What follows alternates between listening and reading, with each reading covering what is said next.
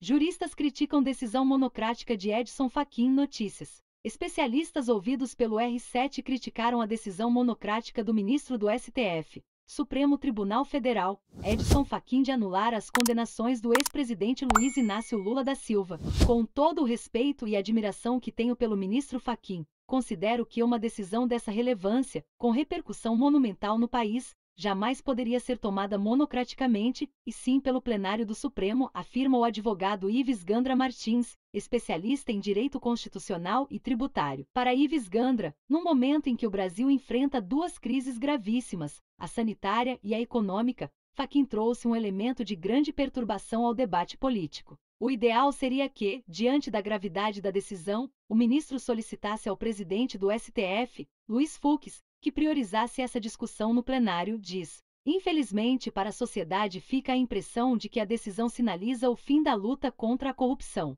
O advogado Alberto Rolo, professor de Direito Eleitoral da Universidade Presbiteriana Mackenzie, concorda e considera que a decisão de Fachin foi precipitada. Em seu despacho, Fachin diz que a questão da competência já havia sido tratada anteriormente nas alegações finais, e que as instâncias inferiores já haviam negado o pedido da defesa. É claro que é possível recorrer ao STF, mas o ideal seria que o plenário analisasse a matéria, afirma. Fachin tem o direito de achar que a 13ª Vara Federal de Curitiba não tem competência para julgar os processos da Lava Jato, mas isso tem que ser feito no caminho processual correto. Esse habeas corpus foi uma espécie de atalho processual. A defesa questionava apenas o caso do triplex do Guarujá, mas o ministro acrescentou o processo do sítio de Atibaia e os dois do Instituto Lula. Foram 4 decisões em uma só, ele aumentou a abrangência do pedido. Rolo ainda lembra que, em seu despacho, Fachin diz que anula todos os atos decisórios até a denúncia, mas, logo depois,